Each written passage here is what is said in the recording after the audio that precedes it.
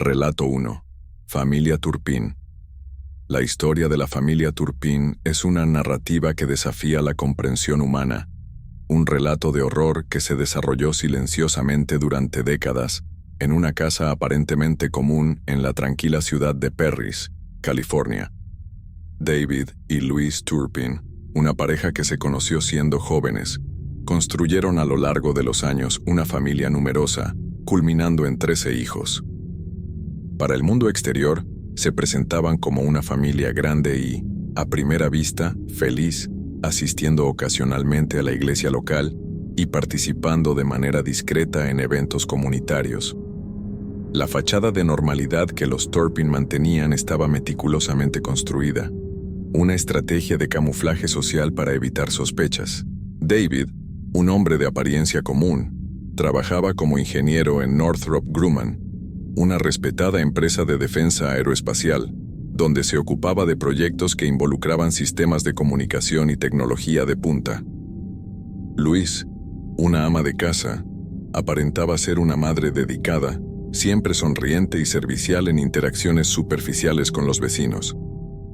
Las raras apariciones públicas de la familia eran cuidadosamente orquestadas, con los niños vestidos de forma idéntica, a menudo con ropa hecha en casa que reforzaba la imagen de una familia unida y modesta, creando una imagen de unión y armonía que enmascaraba la terrible realidad que se escondía detrás de las paredes de su casa. Por ejemplo, en una visita a Disneylandia, todos usaban playeras idénticas, una escena que, vista en retrospectiva, suena perturbadoramente ensayada. Los vecinos, cuando fueron cuestionados posteriormente, recordaban haber visto a los niños Turpin solo ocasionalmente. Cuando aparecían, eran descritos como pálidos, excesivamente delgados y con un comportamiento extrañamente retraído, evitando el contacto visual y rara vez hablando. Una vecina recordó haber visto a los niños marchando en fila india dentro de la casa, un comportamiento que en ese momento pareció solo peculiar, pero que más tarde se entendería como una señal del control absoluto ejercido por los padres, una forma de disciplina militarista impuesta desde la infancia. Otros vecinos mencionaron que, al intentar saludar a los niños, recibían solo miradas vacías o respuestas monosilábicas, lo que atribuían a la timidez. La casa de los Turpin, una estructura de apariencia común en un barrio suburbano, escondía un mundo de horrores inimaginables.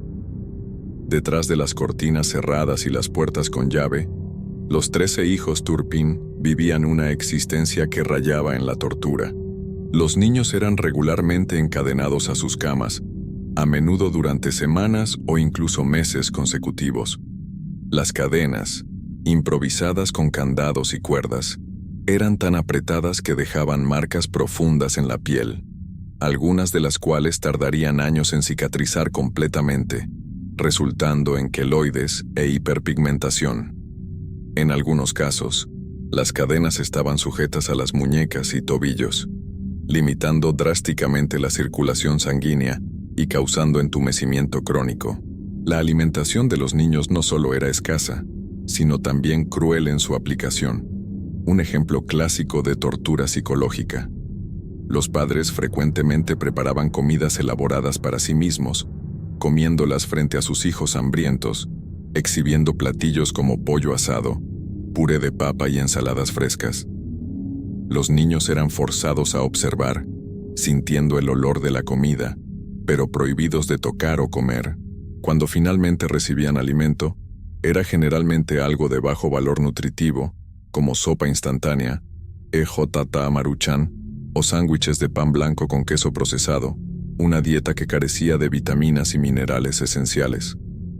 Esta privación alimentaria constante resultó en desnutrición severa, con algunos de los niños mayores pesando menos de 40 kilos cuando fueron finalmente rescatados, presentando síntomas de marasmo y kwashiorkor. La higiene era un lujo negado a los niños Turpin. Los baños eran permitidos solo una vez al año, a veces menos. El uso del baño era estrictamente controlado, y muchas veces los niños eran forzados a orinar y defecar en su propia ropa, creando un ambiente insalubre y propicio para infecciones. La acumulación de suciedad y olores en la casa era tan intensa que los vecinos ocasionalmente se quejaban del olor que emanaba de la propiedad, sin jamás imaginar la verdadera fuente del problema, atribuyendo el olor a problemas de drenaje o acumulación de basura. La educación de los niños era una farsa cruel. Aunque oficialmente registrados para educación en casa, la realidad era que muchos de los niños mayores apenas sabían leer o escribir, con dificultades para reconocer incluso las letras del alfabeto. David Turpin había registrado una escuela particular en su casa, lo que le permitía evitar inspecciones regulares, burlando las leyes de educación y manteniendo el aislamiento de los niños. Las clases, cuando ocurrían, eran superficiales e inadecuadas, consistiendo principalmente en lectura de pasajes bíblicos y memorización de hechos aleatorios, dejando a los niños con un conocimiento extremadamente limitado del mundo a su alrededor y sin habilidades críticas de pensamiento. El aislamiento impuesto a los niños Turpin era casi total, una forma de privación sensorial. Rara vez salían de casa y tenían prohibido interactuar con otras personas, incluso si era para jugar con otros niños en el vecindario. Cuando ocurrían visitas ocasionales, generalmente de familiares lejanos, los niños eran instruidos para permanecer completamente quietos e inmóviles, como si fueran objetos inanimados. Una tía relató haber visitado la casa y notado a los niños sentados en sillas, sin moverse ni hablar durante horas, un comportamiento que en ese momento pareció extraño, pero no lo suficientemente alarmante para levantar sospechas serias, una falla trágica en la percepción de señales de alerta. El control ejercido por David y Luis sobre sus hijos era absoluto y aterrador, caracterizando un ambiente de control coercitivo. Los castigos por infracciones menores, como hablar alto o no seguir instrucciones al pie de la letra, incluían golpizas, aislamiento prolongado en cuartos oscuros y privación de comida. Los niños vivían en constante estado de miedo, nunca sabiendo cuándo o por qué serían castigados. Este terror constante creó un vínculo psicológico complejo entre las víctimas y sus abusadores, conocido como síndrome de Estocolmo, que dificultaría aún más la recuperación posterior de los niños, llevándolos a desarrollar sentimientos de lealtad e incluso afecto por sus verdugos. Los años pasaron, y el sufrimiento de los niños Turpin continuó, invisible al mundo exterior. Los niños mayores se convirtieron en adultos, pero permanecieron prisioneros, sus cuerpos y mentes atrofiados por el abuso continuo. Fue solo en enero de 2018 que una luz de esperanza surgió en la forma de una de las hijas, entonces, con 17 años, que tomó la valiente decisión de escapar, un acto de agencia en medio de un mar de opresión. La fuga fue un acto de valentía extraordinaria. La joven, que apenas sabía cómo era el mundo exterior, planeó su escape durante 2 años, estudiando los horarios de sus padres y buscando oportunidades para actuar. Logró esconder un celular viejo y desactivado que encontró en la casa, manteniéndolo oculto en un compartimento secreto debajo de su cama. En la madrugada del 14 de enero de 2018, aprovechando un raro momento en que no estaba encadenada, escapó por una ventana, forzando el cerrojo oxidado con un objeto puntiagudo. Sus pies, desacostumbrados a caminar, apenas la sostenían mientras corría por la calle oscura, sintiendo el asfalto frío bajo sus pies descalzos. Con el celular viejo, logró llamar al 911. La conversación con la operadora de emergencias fue surrealista. La joven apenas sabía explicar dónde vivía o qué era una dirección, demostrando una falta de conocimiento básico del mundo exterior. No sabía qué eran las medicinas, y se confundió cuando le preguntaron si alguien en la casa necesitaba atención médica, revelando la extensión de la negligencia médica sufrida. Sin embargo, sabía que necesitaba ayuda y que sus hermanos estaban en peligro, transmitiendo la urgencia de la situación con una claridad sorprendente. Cuando las autoridades llegaron a la casa de los Turpin, quedaron impactadas con lo que encontraron. El olor que emanaba de la residencia era tan fuerte que los policías tuvieron que usar máscaras, protegiéndose contra el riesgo de infecciones respiratorias. En el interior, Encontraron niños encadenados a las camas, algunos ya adultos, pero tan desnutridos que parecían tener la mitad de su edad real. Un testimonio visual de la brutalidad del abuso. La casa estaba en un estado de completo abandono, con heces humanas y de animales esparcidas por todos lados, comida podrida y basura acumulada en cada cuarto, creando un ambiente insalubre y peligroso para la salud. El rescate de los niños Turpin fue un proceso delicado. Muchos estaban tan debilitados que tuvieron que ser sacados de la casa en camillas. Algunos, al ver a los policías, se asustaron, gritando y llorando, sin haber interactuado nunca antes con extraños, mostrando señales de trastorno de estrés agudo. La escena era tan impactante que incluso los policías más experimentados quedaron emocionalmente afectados, necesitando acompañamiento psicológico después de la operación.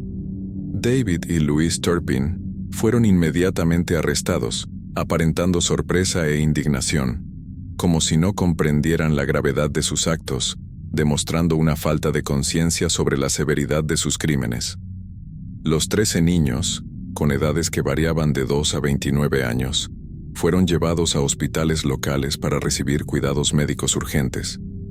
El estado de salud de muchos de ellos era crítico, con problemas que iban desde desnutrición severa hasta daños cerebrales causados por la falta de oxigenación adecuada debido a las cadenas apretadas, además de problemas psicológicos como trastorno de estrés postraumático, TEPT, y trastornos del apego. En los días y semanas que siguieron, el mundo quedó impactado con las revelaciones sobre el caso Turpin. La comunidad de Perrys, que hasta entonces desconocía el drama que se desarrollaba en su medio, quedó profundamente conmocionada. Vecinos que ocasionalmente habían visto a los Turpin expresaron incredulidad y culpa por no haber percibido las señales de abuso, cuestionándose si podrían haber hecho algo para ayudar. La adaptación de los niños Turpin a la vida normal fue un proceso lento y desafiante, exigiendo un enfoque multidisciplinario que involucraba médicos, psicólogos, trabajadores sociales y educadores. Muchos nunca habían experimentado cosas simples como cepillarse los dientes, bañarse regularmente o comer 3 comidas al día, necesitando entrenamiento en habilidades básicas de higiene y nutrición. El mundo exterior era completamente nuevo y, a veces, aterrador para ellos. Conceptos básicos como dinero, trabajo y relaciones sociales eran extraños y confusos, exigiendo un proceso de aprendizaje gradual y adaptado a sus necesidades individuales. Los niños más pequeños parecían haber sufrido menos daños psicológicos y se adaptaron más rápidamente, demostrando una mayor capacidad de resiliencia. Sin embargo, los mayores presentaban señales claras de trauma profundo, como flashbacks, pesadillas y dificultades para confiar en otras personas. Algunos apenas podían caminar debido al confinamiento prolongado y la falta de ejercicio, necesitando fisioterapia intensiva. El proceso de recuperación física y emocional prometía ser largo y complejo, exigiendo años de terapia y cuidados especializados, incluyendo terapia cognitivo-conductual, TCC, y terapia de desensibilización y reprocesamiento por movimientos oculares, EMDR. La comunidad se movilizó de manera extraordinaria para ayudar a las víctimas. Se crearon fondos de apoyo para cubrir los gastos médicos, terapéuticos y educativos de los niños Turpin, recaudando millones de dólares en donaciones.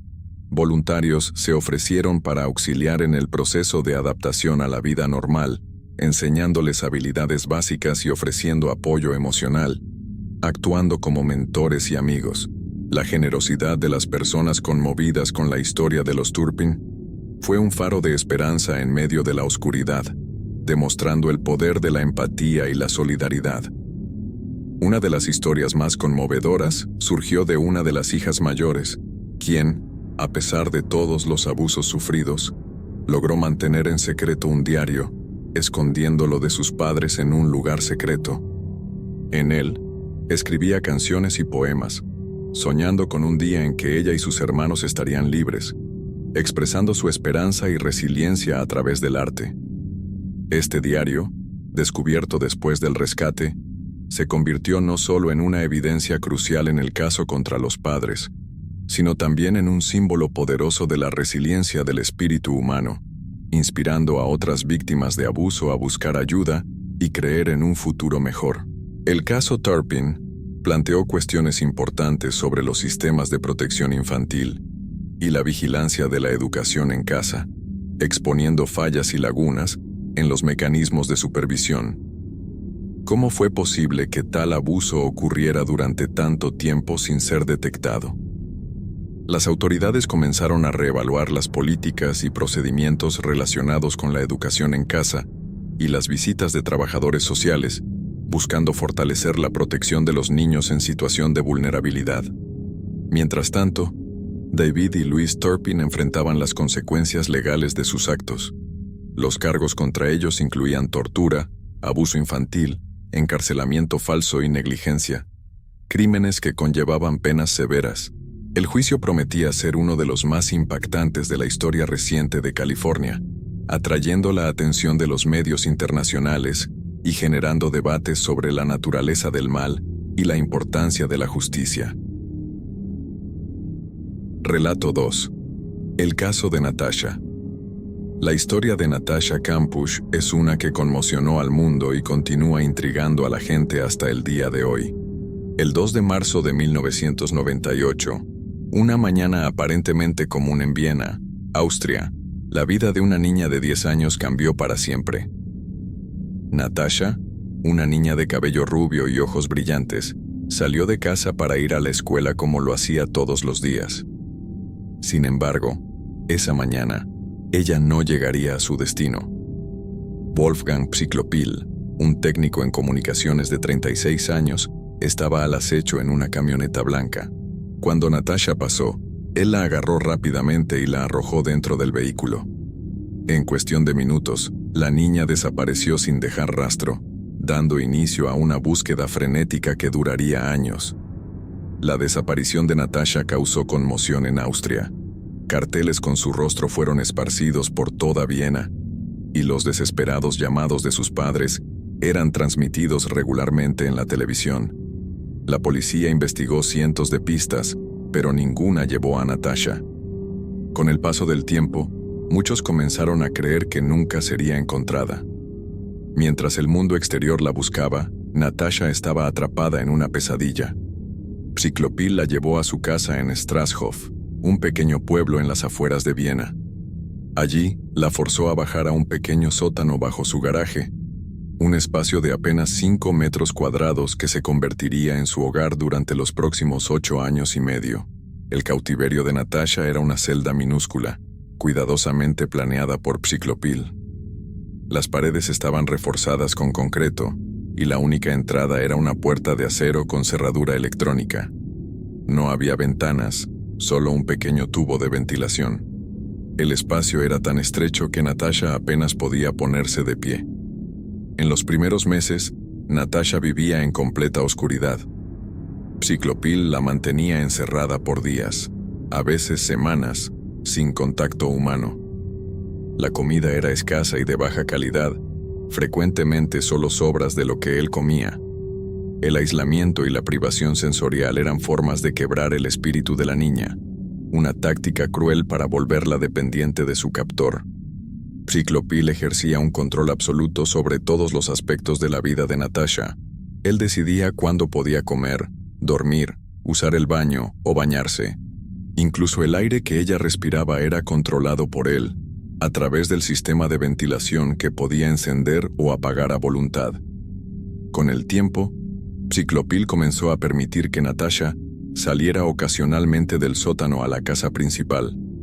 Sin embargo, estas salidas eran siempre bajo estricta vigilancia y acompañadas de amenazas. Él le decía que la casa estaba rodeada de alarmas y que, si intentaba escapar, la mataría y luego se suicidaría. A pesar de las terribles condiciones, Natasha luchaba por mantener su cordura e identidad. Guardaba pequeños objetos de su vida anterior, un trozo de jabón, un cepillo de dientes, como recuerdos preciosos de quién era. En secreto, también mantenía un diario, escribiendo sus pensamientos y sentimientos en pedazos de papel que escondía cuidadosamente. A medida que Natasha crecía, Psiklopil comenzó a permitirle realizar tareas domésticas en la casa. Ella limpiaba, cocinaba e incluso ayudaba en proyectos de construcción. Estas tareas, aunque realizadas bajo coacción, le daban a Natasha una sensación de propósito y una conexión, aunque distorsionada, con el mundo exterior. Psiklopil intentaba moldear a Natasha a su imagen, la forzaba a llamarse por el nombre Viviana e insistía en que hablara en alemán clásico, en lugar del dialecto austriaco. Controlaba su dieta rigurosamente, determinando cada caloría que consumía, en un intento perverso de mantener su cuerpo pequeño e infantil. A pesar de los esfuerzos de Psiklopil por borrar su identidad, Natasha se aferraba tenazmente a los recuerdos de su vida anterior. Recordaba el rostro de su madre, el sonido de la voz de su padre, los juegos con sus hermanos. Estos recuerdos eran un refugio mental, un lugar donde podía escapar de la brutal realidad de su cautiverio. Con el paso de los años, la relación entre Natasha y Psiklopil se volvió cada vez más compleja. Él alternaba entre momentos de aparente bondad y explosiones de violencia brutal. A veces, le daba regalos o la llevaba a paseos rápidos en auto. En otras ocasiones, la golpeaba salvajemente por infracciones mínimas. A medida que Natasha crecía, Psiklopil comenzó a verla no solo como una prisionera, sino como una especie de compañera. La forzaba a participar en actividades domésticas, como ver TV o cenar juntos, en una parodia grotesca de normalidad doméstica.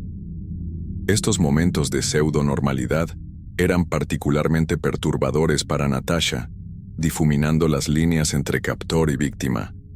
A pesar del control psicológico ejercido por Psiklopil, Natasha nunca dejó de soñar con la libertad. Observaba atentamente la rutina de su captor, buscando fallas en su vigilancia. Sabía que si quería escapar, tendría que ser paciente y esperar el momento adecuado. El 23 de agosto de 2006, después de 3.096 días de cautiverio, ese momento finalmente llegó. Natasha, ahora con 18 años, estaba limpiando y aspirando el auto de Psiklopil en el garaje. Psiklopil recibió una llamada en su celular y se alejó para atender, dejando a Natasha sin supervisión por unos minutos cruciales. Natasha no dudó. Con el corazón acelerado, soltó la aspiradora y corrió. Saltó cercas de jardines vecinos, desesperada por alejarse lo más posible de su cautiverio. Finalmente, llegó a una casa donde una mujer estaba regando plantas en el jardín. Jadeante y temblando, Natasha abordó a la mujer. «Soy Natasha Kampusch», dijo, las palabras saliendo en un torrente apresurado. La mujer, conmocionada, llamó a la policía de inmediato. Después de casi una década, Natasha estaba finalmente libre. La noticia de la fuga de Natasha se extendió rápidamente. En cuestión de horas, el mundo entero sabía que la niña desaparecida hacía tanto tiempo había sido encontrada. Los medios entraron en frenesí, y la historia de Natasha dominó los titulares globales. Mientras tanto, Psiklopil se había dado cuenta de la fuga de Natasha y entró en pánico. Huyó, conduciendo erráticamente por la ciudad. Cuando quedó claro que no había escapatoria, tomó una decisión final y desesperada. En la noche del 23 de agosto, Psiklopil se arrojó frente a un tren en movimiento, quitándose la vida y llevándose consigo muchas de las respuestas sobre el cautiverio de Natasha. Los primeros días después del rescate de Natasha fueron un torbellino. Fue reunida con su familia, un momento cargado de emoción y complejidad. Sus padres, que habían envejecido con el dolor y la incertidumbre, apenas podían creer que su hija estaba viva y de vuelta. El mundo estaba ansioso por escuchar la historia de Natasha, pero ella necesitaba tiempo para procesar su experiencia. Fue llevada a un lugar seguro, donde recibió atención médica y apoyo psicológico. Los médicos quedaron impresionados con su fuerza física y mental, considerando las circunstancias de su cautiverio. En los meses siguientes, Natasha comenzó a contar su historia, primero a las autoridades y luego, gradualmente, al público. Sus primeras entrevistas revelaron a una joven articulada y sorprendentemente compuesta, capaz de hablar sobre su experiencia con una claridad impresionante. La readaptación de Natasha a la sociedad fue un proceso complejo. Tenía que aprender a navegar en un mundo que había cambiado drásticamente durante sus años de cautiverio. Tecnologías como teléfonos celulares e Internet eran novedades para ella, y tuvo que familiarizarse rápidamente con estas herramientas modernas. Uno de los mayores desafíos para Natasha fue lidiar con la intensa atención de los medios. Reporteros la seguían constantemente, ansiosos por cada detalle de su historia. Esta presión constante era difícil para alguien que había pasado tanto tiempo aislada del mundo. A pesar de los desafíos, Natasha demostró una notable resiliencia. Comenzó a reconstruir su vida, enfocándose en su educación y desarrollo personal. Estudió intensamente para compensar los años perdidos de escolaridad, determinada a no dejar que su cautiverio definiera su futuro. En 2008, Natasha dio un paso significativo en su camino de sanación al publicar su autobiografía, 3096 días. El libro, que se convirtió en un bestseller internacional, ofrecía un relato detallado y conmovedor de sus años en cautiverio. A través de la escritura, Natasha pudo procesar su experiencia y compartir su historia en sus propios términos. El caso de Natasha generó intensas discusiones sobre la psicología del cautiverio prolongado. Muchos quedaron intrigados por la complejidad de su relación con Ciclopil, planteando cuestiones sobre el síndrome de Estocolmo y los mecanismos de supervivencia en situaciones extremas. Natasha sorprendió a muchos al expresar sentimientos conflictivos sobre su captor después de su muerte. Habló sobre momentos de aparente bondad de Ciclopil, desconcertando a aquellos que esperaban solo odio y rabia. Estas declaraciones generaron controversia, pero también destacaron la complejidad psicológica de su experiencia. En los años siguientes a su rescate, Natasha se convirtió en una figura pública en Austria. Presentó un programa de entrevistas en la televisión austriaca, donde entrevistaba a otras personas que habían pasado por experiencias traumáticas. A través de este trabajo, pudo usar su propia experiencia para ayudar a otros a lidiar con el trauma.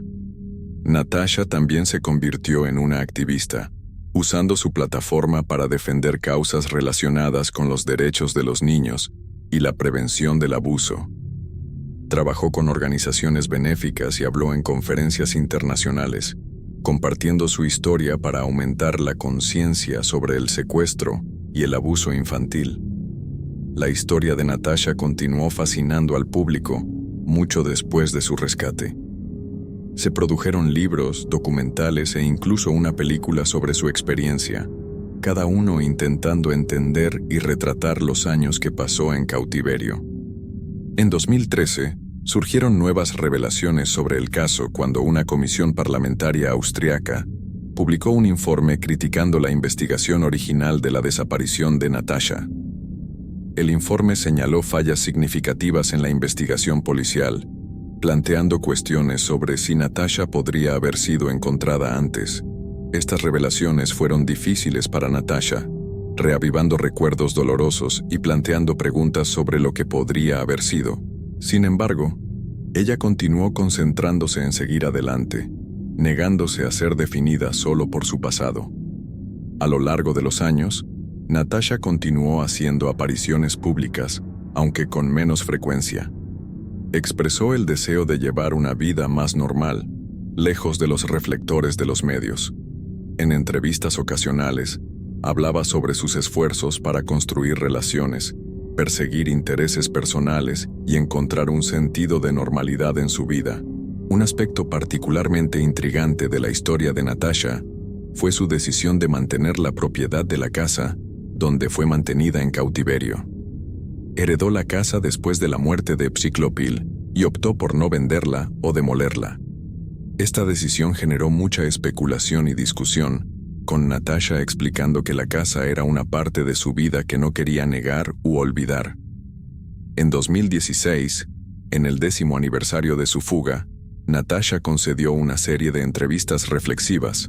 Habló sobre cómo había cambiado en la década desde su rescate, sobre sus esfuerzos continuos para procesar su experiencia y sobre sus esperanzas para el futuro. Estas entrevistas mostraron a una mujer que, a pesar de cargar las cicatrices de su pasado, estaba determinada a vivir su vida en sus propios términos. Relato 3. Caso de Jaycee Lee. El caso de Jaycee Lee Dugard es una historia que conmocionó al mundo y continúa siendo un sombrío recordatorio de los peligros que pueden esconderse en comunidades aparentemente tranquilas. El 10 de junio de 1991, una mañana como cualquier otra en South Lake Tahoe, California, la vida de una niña de 11 años cambió para siempre. Jaycee, una niña de cabello rubio y ojos brillantes, salió de casa esa mañana para tomar el autobús escolar. Vestida con una chaqueta rosa y un pantalón legging negro, caminaba por la calle familiar cuando un auto se acercó. En cuestión de segundos, Jaycee fue jalada dentro del vehículo por un hombre, mientras una mujer conducía. El secuestro ocurrió tan rápidamente que el padrastro de Jaycee, que la observaba desde el garaje, apenas tuvo tiempo de reaccionar. Los secuestradores eran Philip y Nancy Garrido. Philip, un hombre de 40 años en ese momento, ya tenía antecedentes penales, incluyendo una condena previa por secuestro y violación. Nancy, su esposa, era cómplice en su terrible plan. Llevaron a Jaycee a su casa en Antioch, California, a unas 170 millas de distancia de South Lake Tahoe.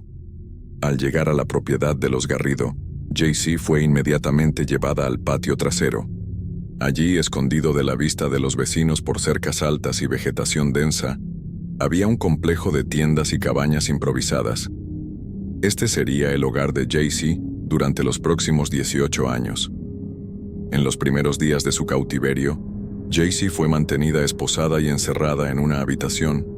Philip Garrido la aterrorizaba con amenazas y abusos, mientras Nancy actuaba como una cómplice silenciosa. Jaycee, asustada y confundida, no tenía idea de dónde estaba o qué pasaría con ella.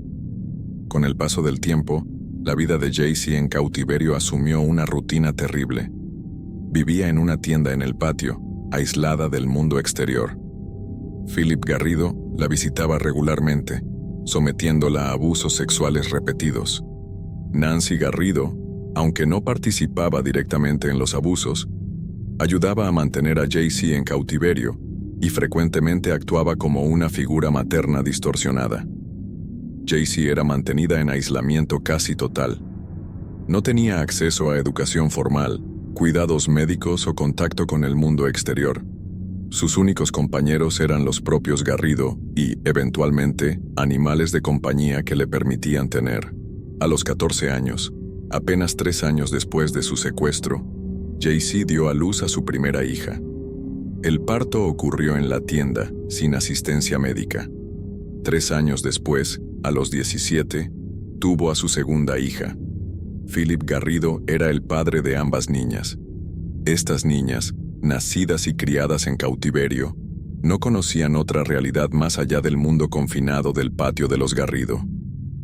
La vida de Jaycee y sus hijas era controlada meticulosamente por los Garrido. Vivían en tiendas y cabañas improvisadas en el patio, escondidas de la vista de los vecinos. Se les enseñaba a las niñas a llamar a Jaycee, hermana, y a los Garrido, mamá y Ana y papá. Jaycee fue forzada a adoptar el nombre Alisa para ocultar su verdadera identidad. A pesar del aislamiento, los Garrido ocasionalmente permitían que Jaycee saliera de la propiedad. Estas salidas eran siempre bajo estricta supervisión, y Jaycee era presentada como una pariente o hija de los Garrido.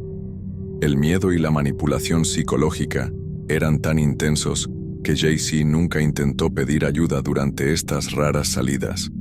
Con el tiempo, Philip Garrido comenzó a usar a Jaycee en su negocio de impresión. Ella interactuaba con clientes por correo electrónico y teléfono, siempre usando su nombre falso. Esta interacción limitada con el mundo exterior era estrictamente controlada por los Garrido, quienes monitoreaban todas las comunicaciones. A lo largo de los años, hubo momentos en que el descubrimiento de Jaycee estuvo peligrosamente cerca. Los vecinos ocasionalmente reportaban actividades sospechosas en la propiedad de los Garrido, y Philip Garrido, como delincuente sexual registrado, recibía visitas regulares de oficiales de libertad condicional. Sin embargo, por una combinación de negligencia, incompetencia y la habilidad de los Garrido para ocultar su crimen, Jaycee permaneció sin ser descubierta por casi 2 décadas. El giro en el caso de Jaycee comenzó en agosto de 2009, cuando Philip Garrido, acompañado por las 2 hijas de Jaycee, asistió a un evento en el campus de la Universidad de California en Berkeley. El comportamiento extraño de Garrido y la apariencia de las niñas llamaron la atención de oficiales del campus, quienes notificaron al oficial de libertad condicional de Garrido. En los días siguientes, una serie de eventos se desarrolló rápidamente. Garrido fue llamado a una reunión con su oficial de libertad condicional, donde fue cuestionado sobre las niñas. Presionado, acabó revelando la existencia de Jaycee y sus hijas. El 26 de agosto de 2009, Jaycee Lee Dugard, ahora con 29 años, fue finalmente rescatada después de 18 años de cautiverio. El rescate de Jaycee y sus hijas conmocionó al mundo. La noticia se extendió rápidamente, y la historia de la niña secuestrada que había sido encontrada viva después de tanto tiempo capturó la atención global. Jaycee fue reunida con su madre, Terry Probin, en un encuentro emocionante que marcó el inicio de su jornada de regreso al mundo que había dejado atrás hacía tanto tiempo. Los primeros días después del rescate fueron un torbellino para Jaycee y sus hijas. Fueron llevadas a un lugar seguro, donde recibieron cuidados médicos y apoyo psicológico urgentemente necesarios. El desafío de readaptarse al mundo exterior, después de tanto tiempo en aislamiento, era inmenso. Philip y Nancy Garrido fueron arrestados y acusados de múltiples crímenes, incluyendo secuestro y abuso sexual. El caso generó indignación pública y planteó serias preguntas sobre cómo Philip Garrido, un delincuente sexual registrado, pudo mantener a Jaycee en cautiverio por tanto tiempo sin ser descubierto. En los meses siguientes a su rescate, Jaycee comenzó el largo proceso de readaptación a la libertad. Tuvo que lidiar no solo con el trauma de su cautiverio, sino también con la tarea de aprender a navegar en un mundo que había cambiado drásticamente durante los 18 años en que estuvo desaparecida. Tecnologías como teléfonos celulares, Internet y redes sociales eran completamente nuevas para ella. Uno de los mayores desafíos para Jaycee fue la crianza de sus hijas. Las niñas, que habían nacido y crecido en cautiverio, tenían que adaptarse a un mundo totalmente nuevo y desconocido. Jaycee asumió la difícil tarea de ayudar a sus hijas a ajustarse, mientras ella misma aún estaba aprendiendo a lidiar con su nueva realidad. La historia de Jaycee atrajo intensa atención mediática. Reporteros y cámaras la seguían constantemente, ansiosos por detalles de su experiencia. Esta presión adicional hizo que el proceso de readaptación fuera aún más desafiante para Jaycee y sus hijas, quienes deseaban privacidad para procesar sus experiencias y comenzar a sanar. En 2011, 2 años después de su rescate, Jaycee publicó su libro de memorias, Una vida robada. El libro ofrecía un relato detallado y conmovedor de sus años en cautiverio, así como sus reflexiones sobre la libertad y el proceso de sanación. La publicación del libro fue un paso importante en el viaje de Jaycee para retomar el control de su narrativa y usar su experiencia para ayudar a otros.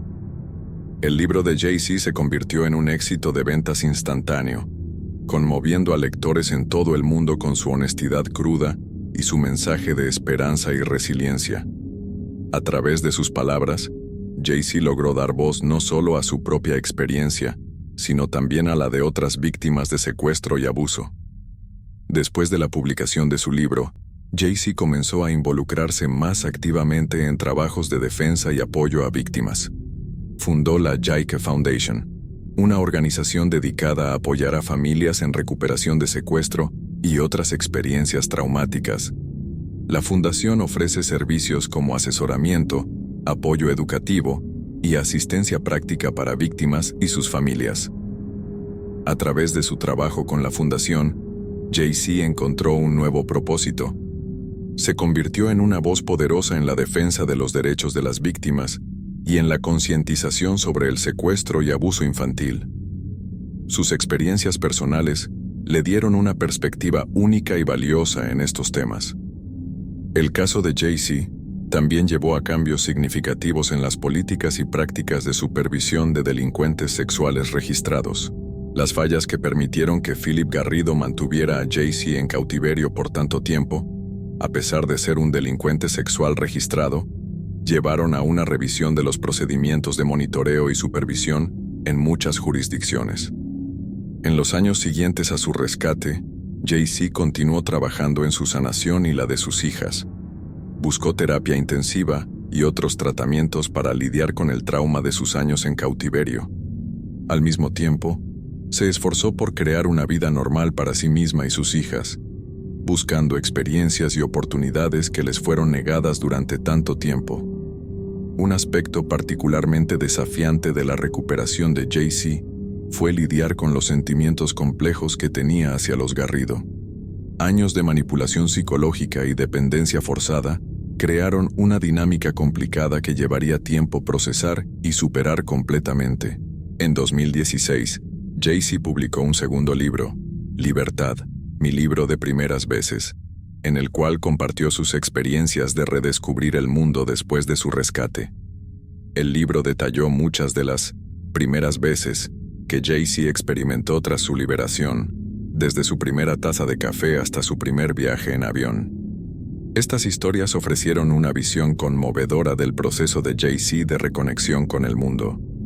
A lo largo de los años, JC ha hecho apariciones públicas ocasionales, hablando en conferencias y eventos sobre su experiencia y su trabajo de defensa.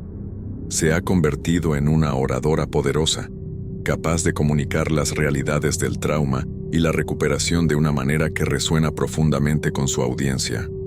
Un aspecto notable de la historia de JC es su determinación de no permitir que su pasado defina su futuro. Aunque nunca niega o minimiza sus experiencias, se niega a ser vista solo como una víctima. En su lugar, se ve a sí misma como una sobreviviente y una defensora, usando su plataforma para hacer la diferencia en la vida de otros. La educación ha sido una parte importante del viaje de JC desde su rescate. Privada de educación formal durante sus años en cautiverio, ha trabajado diligentemente para compensar el tiempo perdido. Obtuvo su GED, equivalente a la preparatoria, y continuó buscando oportunidades educativas, demostrando una sed de conocimiento y crecimiento. Las hijas de JC, ahora jóvenes adultas, también han trabajado para construir sus propias vidas, aunque los detalles de sus vidas se mantienen en privado. JC ocasionalmente comparte actualizaciones sobre su progreso y crecimiento. El hecho de que estas jóvenes, nacidas en circunstancias tan terribles, tengan la oportunidad de vivir vidas normales, es un testimonio de la fuerza y determinación de JC como madre. Relato 4. Caso de Elizabeth. El caso de Elizabeth Smart es una historia que conmocionó a Estados Unidos y al mundo, destacando los peligros que pueden esconderse incluso en las comunidades aparentemente más seguras. El 5 de junio de 2002, una noche tranquila en Salt Lake City, Utah, se transformó en una pesadilla para la familia Smart. Elizabeth Smart, una joven de 14 años, dormía pacíficamente en su habitación, compartida con su hermana menor, Mary Catherine.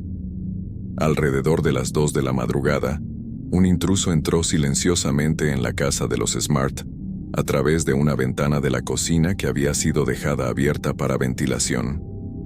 El intruso, más tarde identificado como Brian David Mitchell, era un hombre de apariencia descuidada que ocasionalmente hacía trabajos esporádicos para la familia Smart. Se deslizó hasta la habitación de las niñas, armado con un cuchillo. Mary Catherine, de solo 9 años, fingió estar dormida mientras observaba, aterrorizada, al extraño llevarse a su hermana. Elizabeth fue despertada con un cuchillo en su garganta y una voz áspera, ordenándole que se levantara en silencio, amenazando con matar a su familia si hacía cualquier ruido. Asustada y confundida, Elizabeth obedeció, siendo llevada fuera de su casa y hacia las montañas cercanas. El secuestrador, Brian David Mitchell, era un predicador callejero que se autodenominaba Emmanuel. Creía ser un profeta elegido por Dios y veía a Elizabeth como su novia celestial. Su esposa, Wanda Barcy, era cómplice en el secuestro y en los abusos subsiguientes. Mitchell llevó a Elizabeth a un campamento improvisado en las montañas, a solo unos kilómetros de su casa. Allí, en una ceremonia bizarra, se casó con Elizabeth, declarándola su esposa a los ojos de Dios. Esta ceremonia marcó el inicio de meses de abuso físico, sexual y emocional. Durante su cautiverio, Elizabeth fue forzada a usar ropas extrañas, incluyendo un velo que cubría su rostro cuando estaba en público. Mitchell la renombró como Augustine e insistía en que lo llamara maestro. La mantenía encadenada a un árbol por un cable de acero, limitando severamente sus movimientos. Los primeros meses de cautiverio fueron pasados en las montañas cercanas a la casa de los Smart. Mitchell frecuentemente bajaba a la ciudad para pedir limosna o robar suministros. Elizabeth era forzada a acompañarlo en algunas de estas excursiones, siempre velada y bajo amenazas constantes. El abuso sufrido por Elizabeth era constante y multifacético.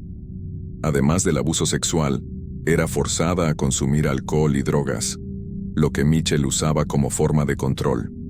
La manipulaba psicológicamente, alternando entre momentos de aparente bondad y explosiones de ira violenta.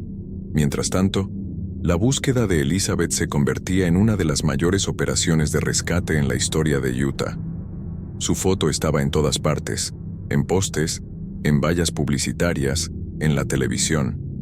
La comunidad de Salt Lake City se unió en un esfuerzo masivo para encontrarla. A pesar de la intensa búsqueda, Elizabeth permanecía escondida a plena vista. Mitchell y Barcy la llevaban ocasionalmente a áreas públicas, siempre disfrazada y bajo vigilancia constante. En una ocasión, incluso asistieron a una fiesta en la casa de los Smart, donde Elizabeth permaneció sin ser reconocida bajo su velo. En agosto de 2002, Mitchell decidió llevar a Elizabeth y Barcy a California. Viajaron en autobús, con Elizabeth siempre velada y presentada como hija de la pareja. Durante meses, vagaron entre San Diego y otras ciudades de California, viviendo en campamentos y participando en reuniones religiosas. Mientras tanto, en Salt Lake City, la hermana menor de Elizabeth, Mary Catherine, tuvo una revelación crucial. Meses después del secuestro, de repente recordó que el secuestrador se parecía a un hombre que había trabajado en la casa de la familia, un hombre conocido como Emmanuel.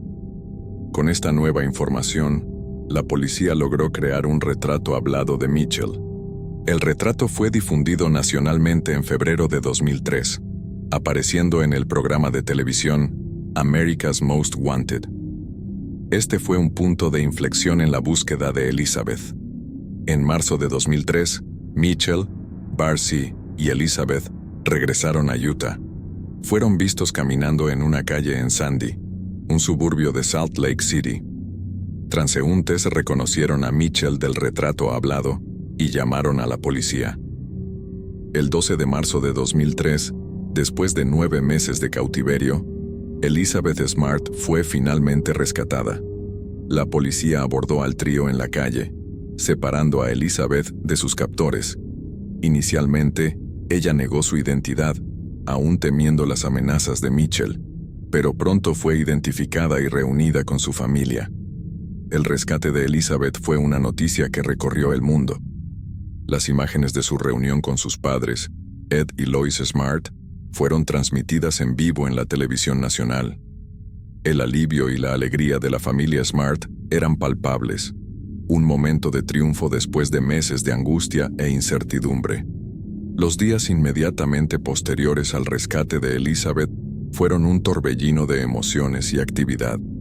Fue sometida a exámenes médicos y entrevistas con las autoridades. Su familia hizo todo lo posible para protegerla de la intensa atención de los medios, permitiéndole comenzar su proceso de sanación en privacidad. Brian David Mitchell y Wanda Barcy fueron arrestados y acusados de múltiples crímenes, incluyendo secuestro y abuso sexual. El caso atrajo atención nacional, planteando cuestiones sobre la seguridad infantil y los peligros de los depredadores sexuales. En los meses y años siguientes a su rescate, Elizabeth enfrentó el desafío de readaptarse a la vida normal. Regresó a la escuela, se recuperó académicamente e incluso pasó un tiempo como misionera mormona en Francia. Sorprendentemente, Elizabeth demostró una fuerza y resiliencia notables. Decidió no permitir que su experiencia la definiera o le impidiera vivir una vida plena.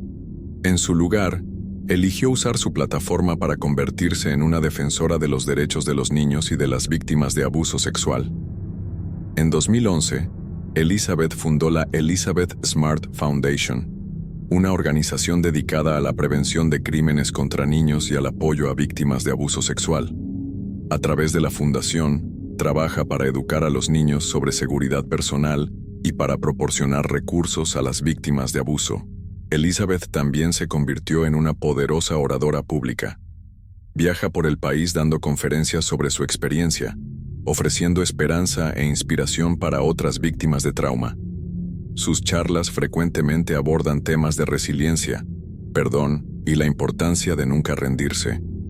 En 2013, Elizabeth publicó sus memorias, tituladas Mi Historia.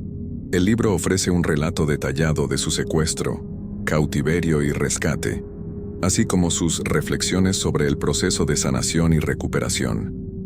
El libro se convirtió en un éxito de ventas, conmoviendo a los lectores con su honestidad y mensaje de esperanza.